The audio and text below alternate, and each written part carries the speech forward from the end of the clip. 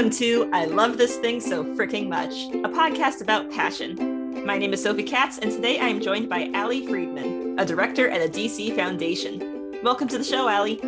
Thank you for having me. Thanks for being here. So, here's how this works. Allie will have 3 minutes to talk about something that she loves. This can be a person, place, thing, concept, activity, anything she wants. Our only requirement is that she loves it wholeheartedly and wants to tell us why. Are you ready, Allie? I'm ready. Good. Got my timer here. Now, what do you love so freaking much? My passion is going to London. My dad is British, so every year, until the pandemic, every year I would spend my summers there.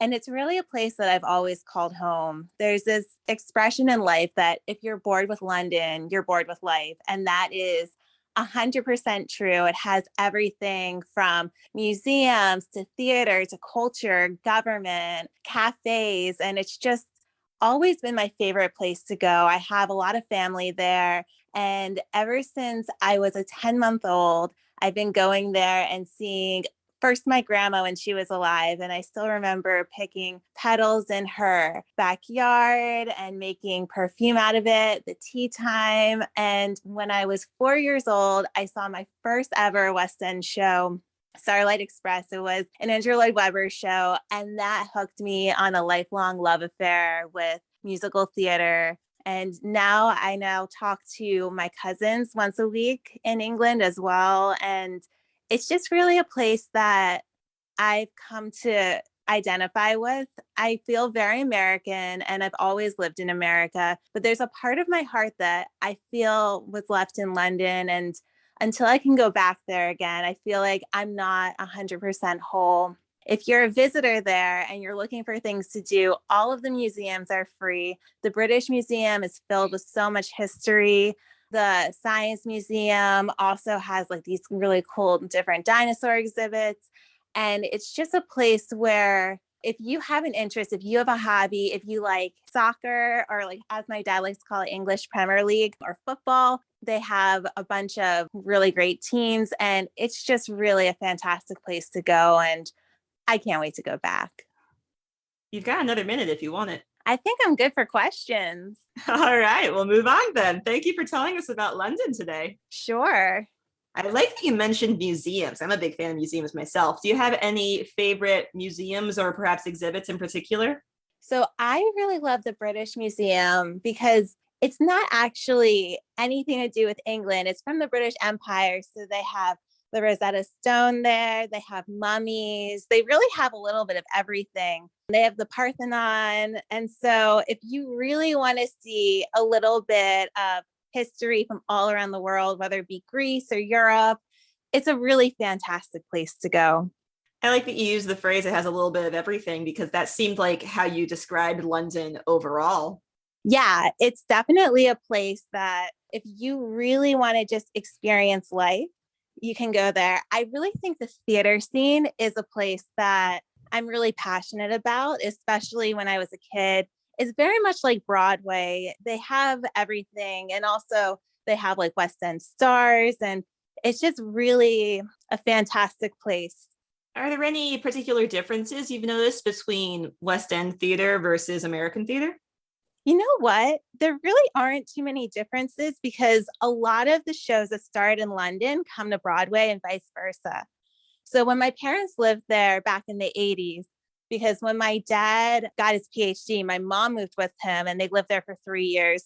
They were seeing shows in London before they came to Broadway. Like, for instance, Les Mis started in London. It was a Royal Shakespeare Company and then ended up back in the United States. So a lot of times there's a big transfer. And then there's shows that I've seen, like I saw Waitress on Broadway and then transferred over. So a lot of times like you mix and match there. And a lot of times a lot of American stars will come over. I saw Amber Riley in Dreamgirls and it was just really great. You mentioned that you feel totally American, but that you also feel like a part of you will always belong to London. Is that a conflict or is that all harmonious?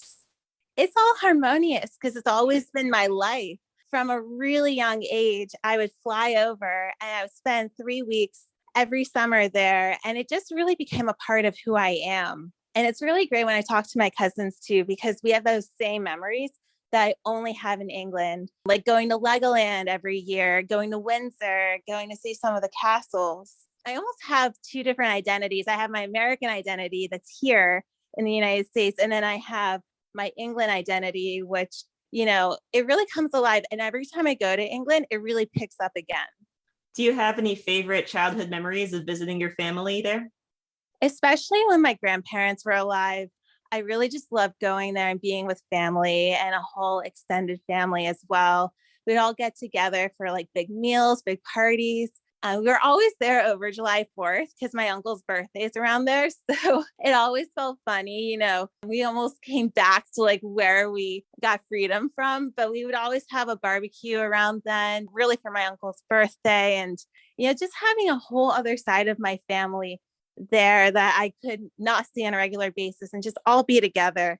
And tea time is 100% a thing. Yeah. I remember my grandma was an amazing cook, so she would always cook cakes and tea and everything. And it was just always fantastic just to be there and just to be all together because, we lived across an ocean, so we could only see each other once a year or twice a year if they would come to us. So it was just a really special family time. Do you have any favorite tea time treats? I used to love these digestive biscuits. They were from McVitie and they were just chocolate covered on top.